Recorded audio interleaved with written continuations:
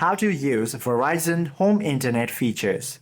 First of all, download the Verizon Home application.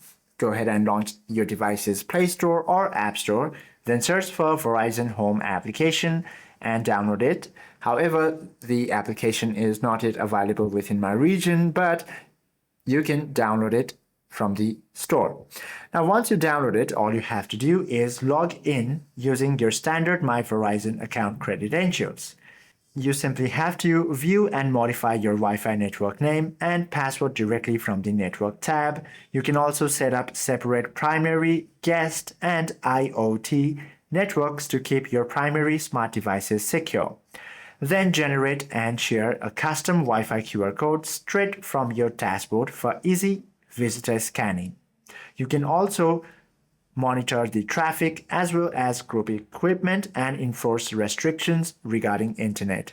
Hope this video helps you out a lot. If you have any questions or queries, do comment down below.